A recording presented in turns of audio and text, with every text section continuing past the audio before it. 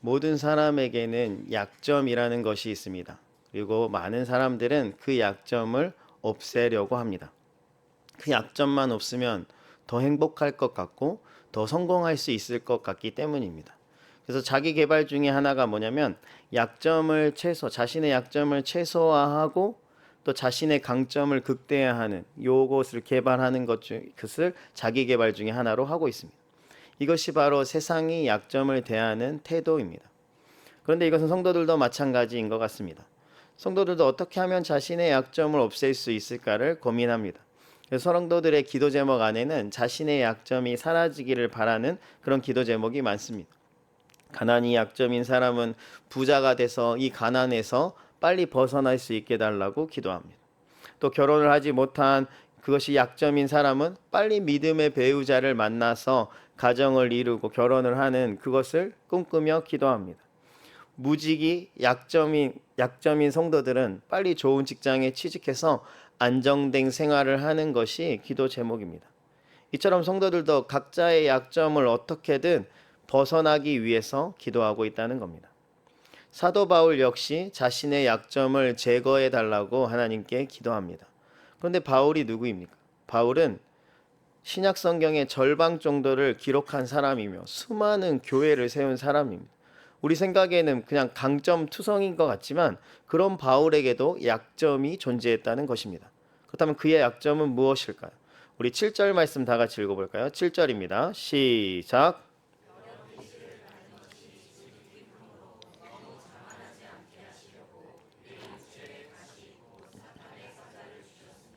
이는 나를 쳐서 너무 자만하지 않게 하려 하심이라.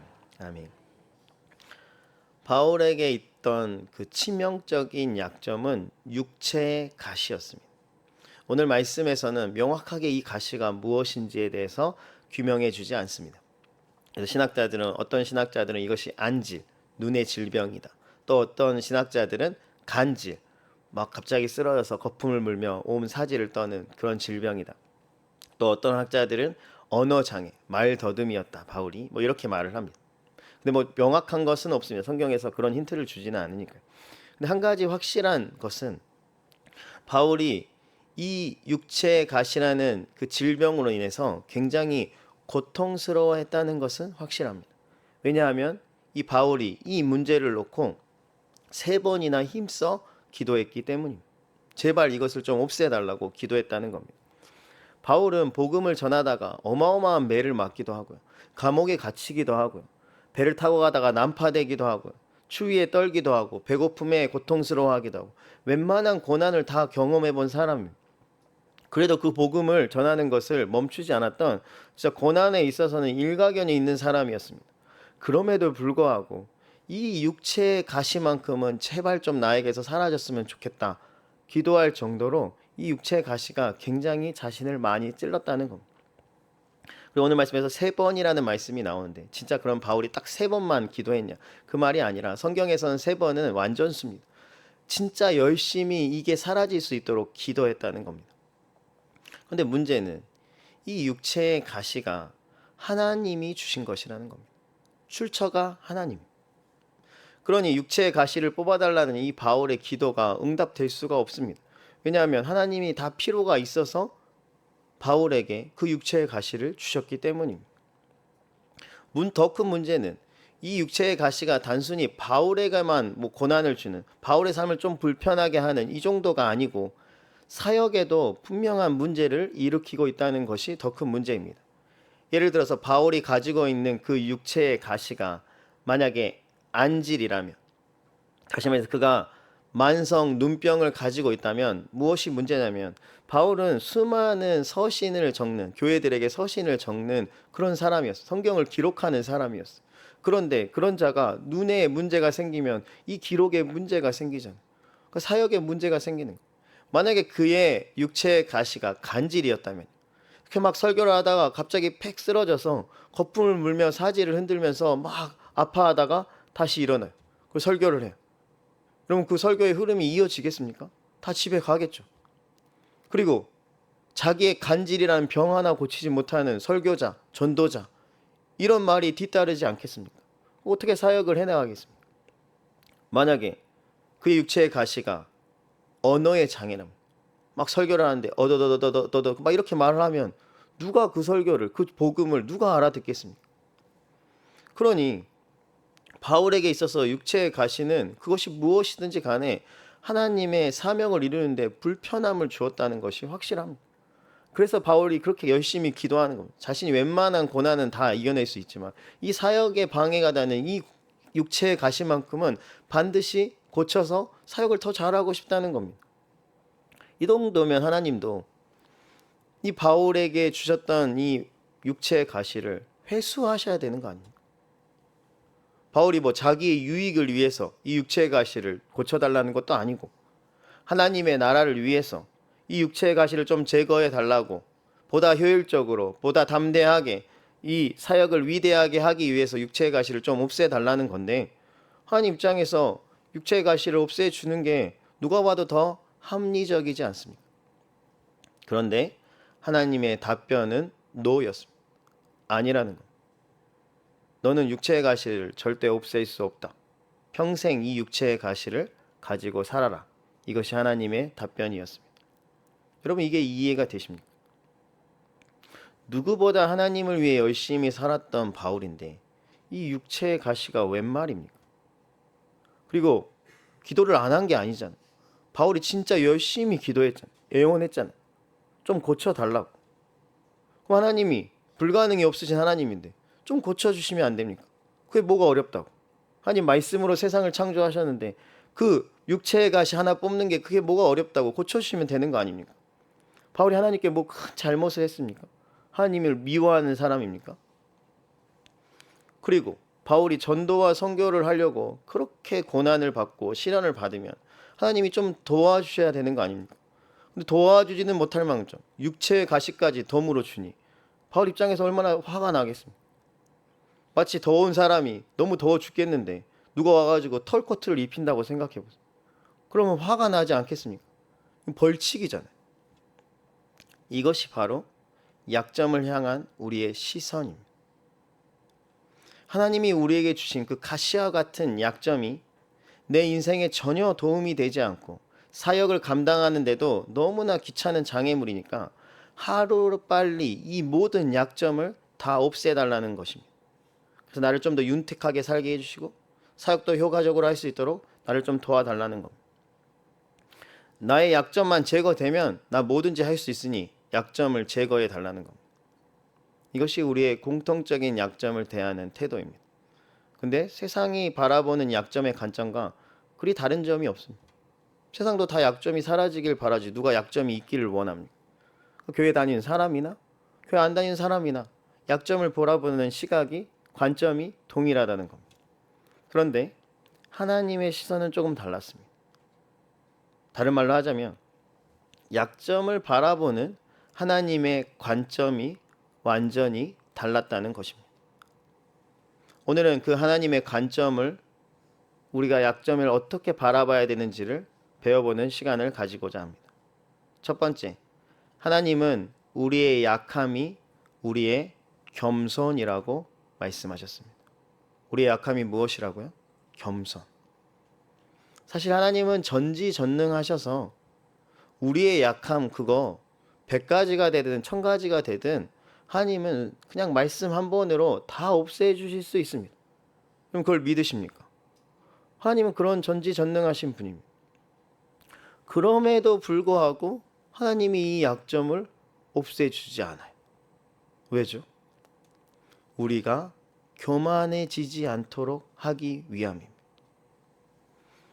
모든 것이 우리 삶에 있는 모든 것이 하나님의 은혜임에도 불구하고 죄인의 모습을 가지고 있는 우리는 자꾸 그 공로를 자기에게 돌리려고 하는 그 교만함이 우리 안에 자리 잡고 있습니다. 그래서 하나님이 약점을 그대로 내버려 두시는 겁니다. 바울도 예외가 아니라는 겁니다. 물론 바울이 그래서 교만했다 이런 말이 아니에요. 바울은 겸손했죠. 그런데 그런 겸손한 바울도 언제든지 교만해질 수 있는 연약한 인간이라는 겁니다. 그래서 하나님께서 그에게 육체의 가시를 넣어준 거예요. 왜냐하면 바울은 우리와 비교도 할 수 없을 만큼 수많은 계시를 하나님께 받았고 수많은 환상을 보았고 수많은 기적을 일으켰고 수많은 교회를 세웠기 때문에 바울이 마음만 먹으면 얼마든지 교만해질 수 있는 사람이었기 때문에 하나님께서 안정장치를 주신 거예요.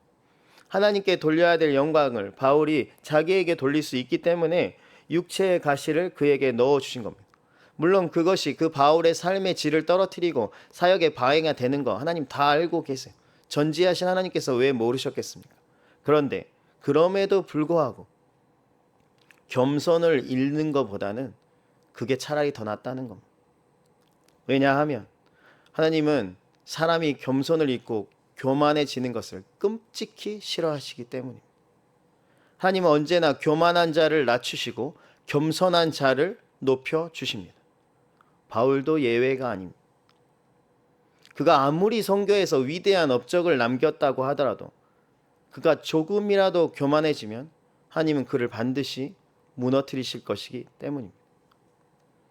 그래서 하나님은 바울을 더욱 연약하게 만드는 것입니다. 왜요? 이건 그를 싫어해서가 아니라 그를 사랑하기 때문입니다. 그를 더 겸손케 함으로 오직 하나님만 의지하라고 그 약함을 넣어주신 겁니다. 오직 하나님만 의지하며 살아갈 수 있게 하는 안정장치를 그의 인생 가운데 심어놓은 것이라는 겁니다. 그럴 때 바울이 평생 하나님께 쓰임받을 수 있습니다. 그 겸손한 자세로. 이것이 바로 하나님께서 바울에게 약함을 허락하신 이유입니다. 이것은 우리도 마찬가지입니다. 여러분, 위대한 바울도 얼마든지 교만해질 것 같아서 하나님이 육체의 가시라는 안정장치를 넣어놨는데 바울에 비해서 한없이 연약하고 약하디 약한 우리는 얼마나 더 교만해질 수 있을까요? 이건 뭐 제가 설명하지 않아도, 굳이 제가 설명하지 않아도 여러분의 삶을 보면, 나의 삶을 뒤돌아보면 우리가 얼마나 교만해질 수 있는지를 뭐 다 알 수 있지 않습니까? 우리는 기회만 주어지면 언제든지 교만해질 수 있는 그런 존재입니다. 물론 말로는 진짜 겸손합니다. 아우, 저는 잘 못합니다, 목사님. 저를 그렇게 띄워주시 마십시오. 저는 저를 이렇게 사용만 해주시는 것에 감사합니다. 아우, 이게 은혜지요. 다 이렇게 말을 합니다. 굉장히 겸손하죠. 어떤 성도가 똑같이 이렇게 말을 했다고 해봅시다. 그럼 제가 이제 그 성도에게 맞습니다. 당신은 보잘것없고 별 볼 일 없으면 진짜 하나 쓸모없는데 한번 기회를 드릴 테니 한번 사역해 봅시다. 그럼 그분이 버럭 화를 냅니다. 지금 뭐라고 했냐고. 나를 무시하냐고. 내가 어떤 사람인 줄 아냐고. 자기가 어떤 사람인지를 막 설명해 냅니다. 자기가 대단한 사람인 것을 증명해 보인다는 거. 방금 전까지 자신이 되게 겸손한 사람, 난 아무것도 아닌 사람이라고 말했던 그 사람이 실상은 겸손한 척 했다는 것입니다. 이처럼 우리는 틈만 나면 내 안에 있는 그 교만함이 불쑥 튀어나옵니다. 예를 들어 볼까요? 제가 청년부를 맡고 있습니다. 청년들 중에 어딘가 합격을 해야 돼, 뭐 취직을 해야 돼, 뭘 해야 돼, 막 하면 막 열심히 기도하면서 준비를 해요. 그리고 또 합격을 딱 해요. 그러면 처음에는 제가 열심히 기도한 덕분에 이게 다 하나님의 은혜입니다 라고 해놓고 나중에는 자기가 열심히 하니까 합격했다고 말하는. 또 어떤 청년은 내가 과연 결혼이나 할 수 있을까? 지금 연애도 못하는데 무슨 결혼이냐. 자포자기 할 때 그래도 기도해봐라 하니까 새벽마다 막 나와서 기도하다가 배우자를 만나고 결혼을 했어요. 뭐 하나님의 은혜를. 근데 시간이 지나니까 자기가 치명적인 매력이 있어서 결혼한 줄 알아요. 아니거든. 치명적인 매력 없거든. 더 놀라운 일은 자기가 어떻게 결혼을 하게 됐는지 그 노하우를 막 다른 청년들에게 전수하고 있더라고요. 이처럼 우리의 삶의 모든 것이 하나님의 은혜임에도 불구하고 자꾸 우리는 그 은혜를 우리의 교만으로 순식간에 내가 노력한 결과물로 둔갑시켜 버린다는 것입니다. 이것은 사역에 있어서도 마찬가지입니다. 내가 기도를 많이 해서 이번 사역이 성공했다. 내가 전도를 많이 하니까 영혼 구원의 사역이 일어났다. 내가 경건을 열심히 하니까 내가 이렇게 거룩해졌다. 저도 무슨 캠프 하나 다녀오면 막 내가 인도해서 이렇게 변화됐다 이런 생각이 막 불쑥불쑥 들어. 영적인 영역에도 이 교만이 자꾸 자리를 잡는다. 다 내가 라는 말만 해. 하나님이 하셨다. 하나님이 역사하셨다. 오늘 간증에도 마지막에 하나님께 영광을, 이런 거 없어요. 그냥 다 내가. 나의 공로만 남아있죠. 이것이 교만입니다. 우리는 금방 우쭐해지고 싶은 그 죄성, 교만이라는 그 죄성이 우리 안에 다 자리 잡고 있어요.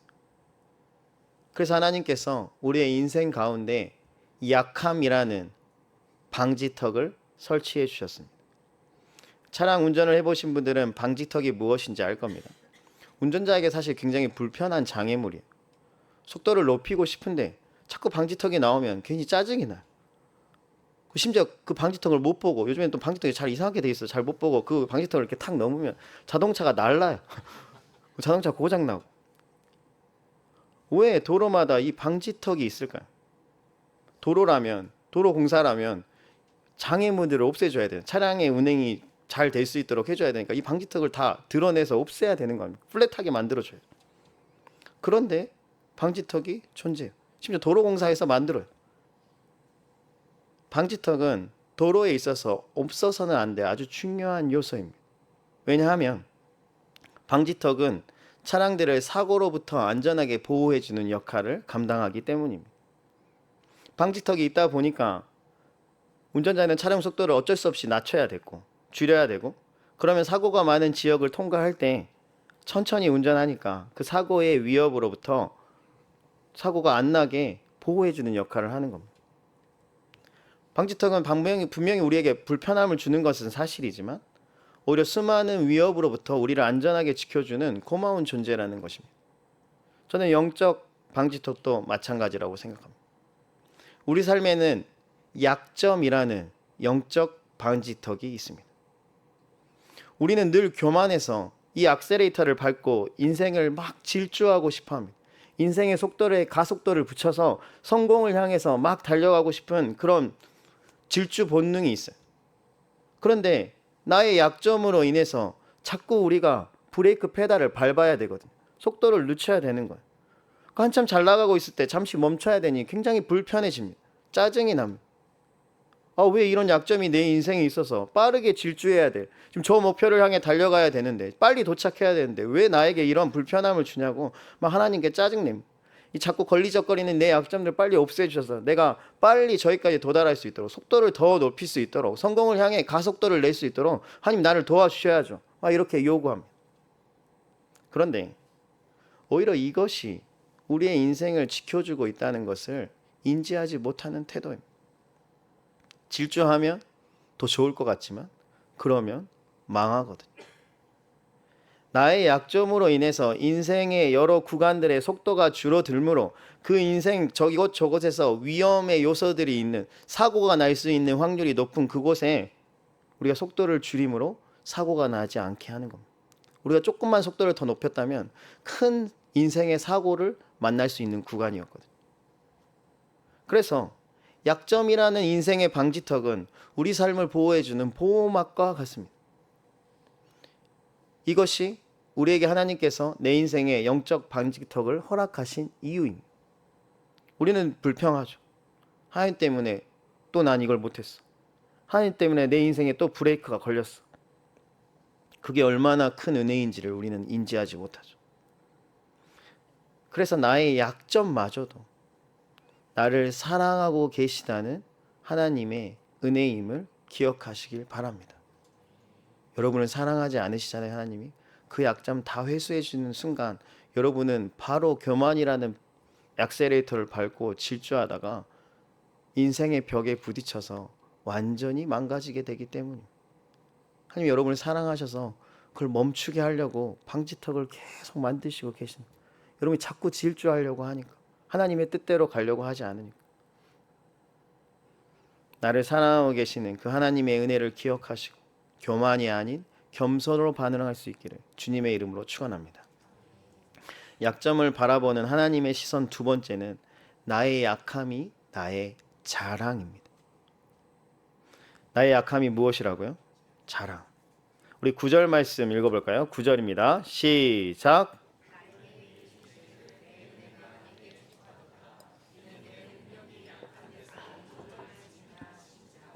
그러므로 도리어 크게 기뻐함으로 나의 여러 약한 것들에 대하여 자랑하리니 는 그리스도의 능력이 내게 머물게 하려 함이라. 아멘. 바울은 나의 약함이 자랑이 된다고 나와 있습니다. 우리는 지금까지 자라오면서 우리의 약함은 우리 인생의 벌칙이라고 생각했습니다. 깨어진 가정, 상처 많은 가정, 부모로부터의 학대, 상처, 이런 걸 당한 사람에게 당신의 가정이 당신의 자랑입니다 라고 말하면 누가 수긍하겠습니까? 찢어지게 가난한 자신의 과거, 누구에게도, 자기의 아내에게도 남편에게도 자녀들에게도 말한 적 없는, 친구들에게도 말한 적 없는 그 부끄러운 과거, 그 당신의 가난이 당신의 자랑입니다. 이것에 동의할 수 있겠습니까? 그들은 한결같이 이렇게 말할 겁니다. 그 모든 약점은 나의 수치요. 제발 그 약점이 다 사라졌으면 좋겠다. 이것이 공동된 반응이라는 겁니다. 그런데 오늘 말씀에서 그 모든 약점이 나의 자랑이 된다고 말하고 있습니다. 이게 사실 납득이 잘 안 되죠. 수치면 수치고 부끄러움은 부끄러움이죠. 어떻게 약점이 나의 자랑이 되냐는 겁니다. 그런데 그게 자랑이 될 수 있는 이유는 내가 약하기 때문에 그리스도의 능력이 내 안에 거하게 되므로 그것이 나의 자랑이 되는 겁니다. 하나님께서는 내 인생의 약함이 그대로 방치되도록 내버려 두지 않고 그 약점을 보완할 방법을 허락해 주십니다. 그 방법은 약점을 없애는 것이 아닙니다. 강함을 극대화하는 것도 아닙니다. 그리스도의 능력을 우리 안에 집어넣어 주십니다. 마치 육체의 가시를 넣으셨던 것처럼 이번에는 그것을 감당할 수 있는 그리스도의 능력을 넣어 주시는 겁니다.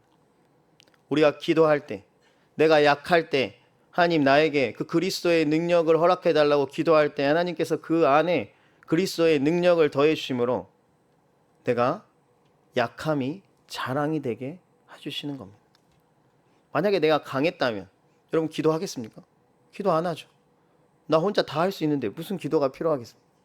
그건 절대 기도하지 않죠. 내가 약하니까 기도하게 되겠죠. 그리스도의 능력이, 내 약함이 이대로 방치되면 안 되니까 그리스도의 능력이 내 안에 있게 달라고 기도함으로 그 그리스도의 능력이 내 안에 들어오니까 능력으로 행하게 되니 이제 그것이 나의 자랑이 된다는 겁니다. 성경에 보면 오병이어의 사건이 나옵니다. 하나의 도시락에 빵 5개와 물고기 2마리, 정말 초라한 도시락입니다. 온 가족이 먹을 수도 없고 그냥 한 사람 분량이라고 보면 됩니다. 그런데 예수님께서 그 오병이어의 도시락을 받으시고 축사하시고 제자들에게 거기에 모여있는 모든 사람들에게 나눠주라고 하니까 50명도 아니고 500명도 아니고 여자 어린이를 제외하고 5,000명이 배불리 먹게 됩니다. 이 아이의 입장에서 자신이 가져온 이 오병이어, 진짜 초라하고 약하디 약한 음식이었는데 이제 그것이 자신의 인생의 가장 큰 자랑 아니겠습니까? 나중에 이 아이가 자라나서도 야, 너 내가 오병이어 사건의 주인공인지 알아? 내가 이 도시락 갖고 왔었어. 예수님이 이걸로 이 많은 사람을 먹이셨어. 자신의 약함이 자랑이 되는 것입니다. 그 아이에게만 그랬을 거예요. 우리도 마찬가지입니다. 나의 약함도 하나님이 사용만 해주시면 나의 자랑이 될 수 있는 것입니다. 하나님은 나의 약함이 그냥 나의 약함으로 끝나기를 절대 원하시지 않습니다. 어떤 부모가, 어떤 자녀가 계속 약하디 약하게 살면서 그렇게 힘들게 살기를 원하시겠습니까? 하나님은 우리의 약함이 강함이 되기를 원하십니다. 그런데 약함을 제거함으로가 아닙니다. 또 더 큰 강함을 아니요. 하나님이 대신 그 강함이 되어 주실 때 그때 진정한 강함이 되는 겁니다. 우리 10절 말씀 다 같이 읽어볼까요? 10절입니다. 시작. 그러므로 내가 그리스도를 위하여 약한 것들과 능욕과 궁핍과 박해와 공고를 기뻐하노니 이는 내가 약한 그때의 강함이라. 아멘. 10절 마지막 부분을 보면 약한 그때의 강함이라. 그건 내가 뭔가 튼튼해져서가 아니라 나의 약함을 통해서 하나님의 강하심이 일하기 시작한다는 겁니다. 그러니 내가 강해지는 겁니다. 우리의 약함은 하나님의 강함을 드러내는 통로가 된다는 것입니다. 그래서 하나님은 내 안에 있는 모든 약함을 절대로 다 제거하지 않고 남겨놓으십니다. 우리 생각에는 그걸 다 제거해야 우리가 행복할 것 같지만 그렇지 않습니다. 오히려 그 남겨진 약함이 하나님의 강함을 드러내는 통로가 되기 때문입니다. 찬양 사역자 지선이라는 분이 있는데 어렸을 때 가정이 깨어지고 버림을 받고 가난하게 살고 영양실조에 걸리고 왕따 당하고 동생은 심지어 자폐까지 됩니다. 모든 것이 다 약함 그 자체였습니다. 근데 다행히 좋은 선생님을 만나서 성악을 전공하게 되고 이제 유학의 길까지 열렸습니다. 그런데 이게 어렸을 때부터 받은 상처들이 있잖아요. 가정이 깨어지고 가난하고 그러니까 맨날 누군가와 비교하고 원망하고 질책하고 자기 스스로에게 죄책감이 계속 있다 보니 늘 자살 시도를 막 하는 겁니다. 그러던 중에 우연히 집 가까이 있는 새벽 기도회에 나가게 됩니다. 그때 하나님의 사랑을 깊이 경험하게 돼요.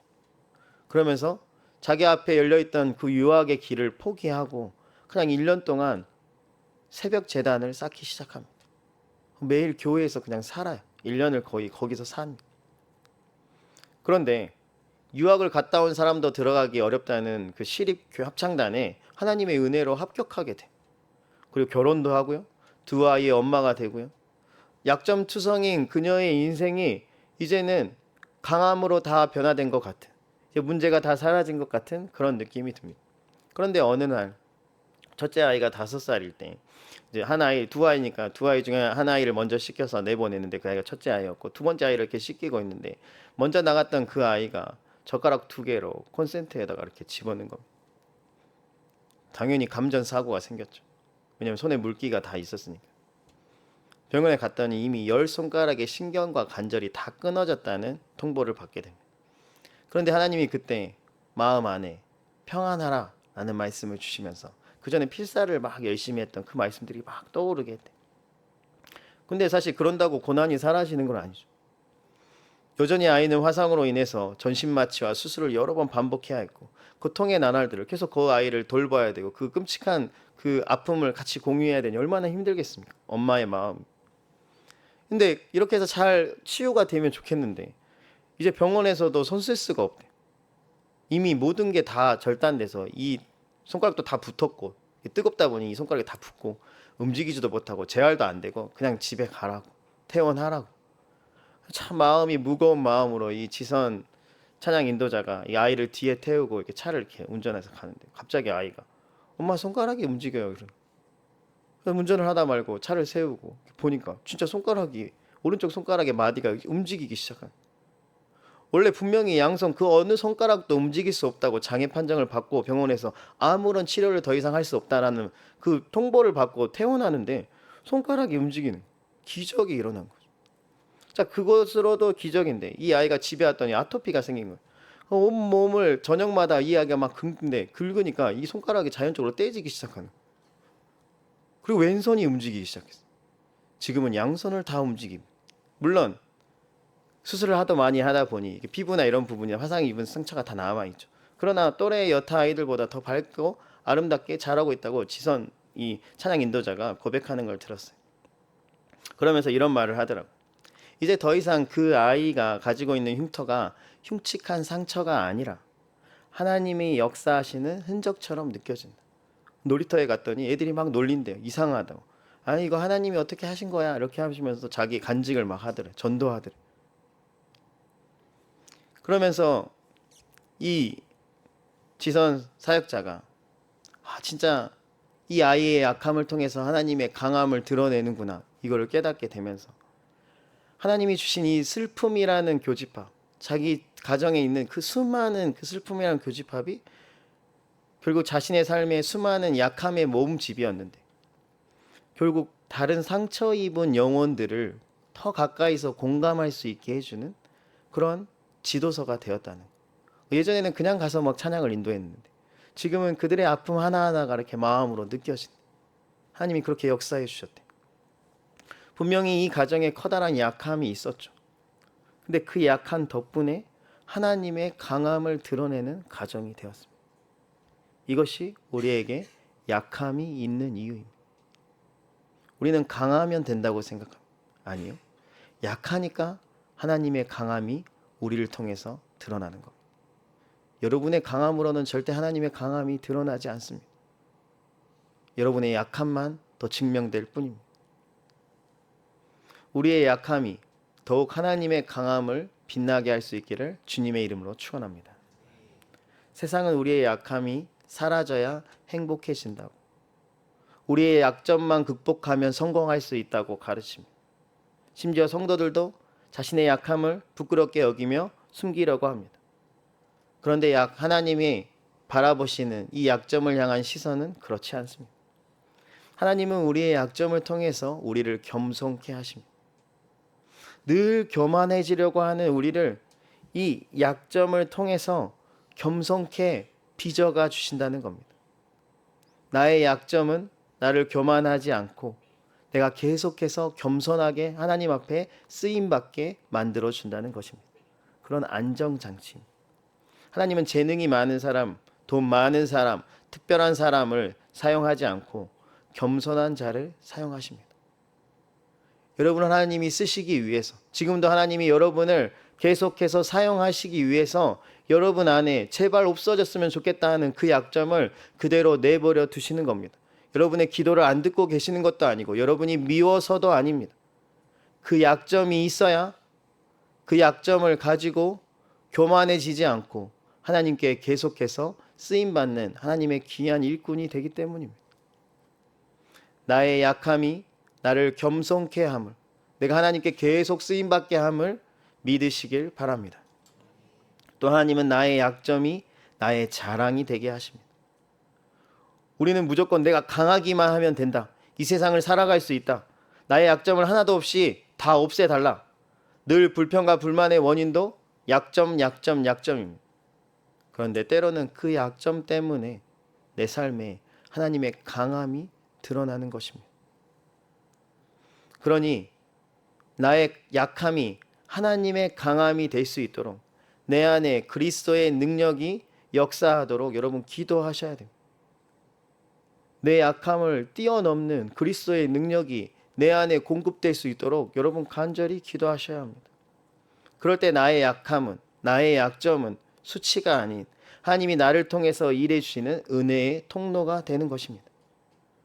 그러니 이제 무조건 좀 사라졌으면 좋겠다고 약점을 바라보지 마시고 하나님이 나의 이 약점을 통해서 어떻게 일하실까를 기대하시길 바랍니다.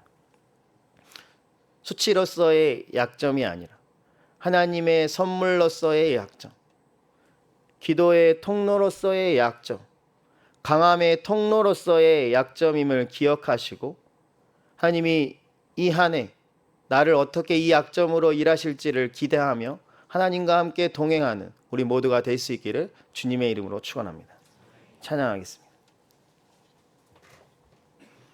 나의 약함은 나의 자랑이요. 같이 찬양하겠습니다.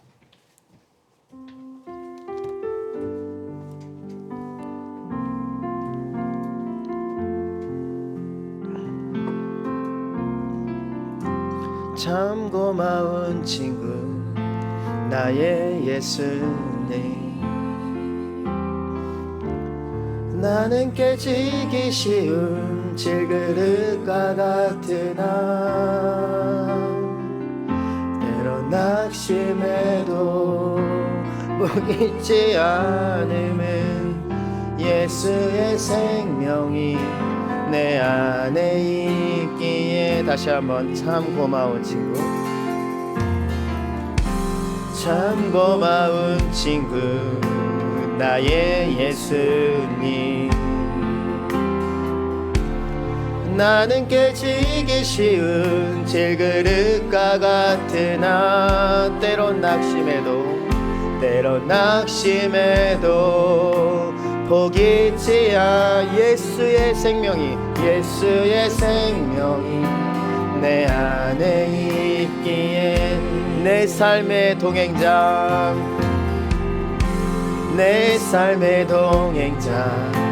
나의 예수님, 나는 기대가 없는 어린 아기 같으나 늘 쓰러져도 다시 일어남도 예수의 생명이 내 안에 있기에 나의 약함은 나의 약함은 나의 자랑이요 나의 실패는 나의 간증이요 나의 아픔은 나의 영광이니 그 부르심 따라 내가 걸어가. 우리 처음부터 다시 한번 찬양할까요? 참 고마운 친구, 참 고마운 친구 나의 예수님. 나는 깨지기 쉬운 질그릇과 같으나 때론 낙심해도 포기치 않아 예수의 생명이 내 안에 내 삶의 동행자 나의 예수님. 내 삶의 동행자 나의 예수. 나는 기대가 없는 어린 나귀 같으나 늘 쓰러져 다시 일어남도 예수의 생명 내 안에 있기에 나의 약함은 나의 자랑이요 나의 약함은 나의 자랑이요 나의 실패는 나의 간증이요 나의 아픔은 나의 영광이니 그 부르심 따라 내가 걸어가. 나의 약함은 나의 자랑이요 나의 약함은 나의 자랑이요 나의 실패는 나의 간증이요 나의 아픔은 나의 영광이니 그 부르심 따라 내가 걸어갑니다. 우리 목소리 높여서 나 가난함은 나의 상급이요 나 가난함은 나의 상급이요 나 미련함은 나의 자랑이요 나의 쓰러짐이 나의 고백이니 그 부르심 따라 내가 우리 마지막 한 번만 더 고백합시다. 나 가난함은 나의 상급이요 나 가난함은 나의 상급이요 나의 미련함은 나의 자랑이요 나 쓰러짐이 나의 고백이니 그 부르심 따라 내가 걸어가. 그 부르심 따라 내가 걸어갑니다. 부르심 따라 그 부르심 따라 내가 걸어갑니다. 부르심 따라 내가 걸어갑니다. 혹시 나의 약함으로 인해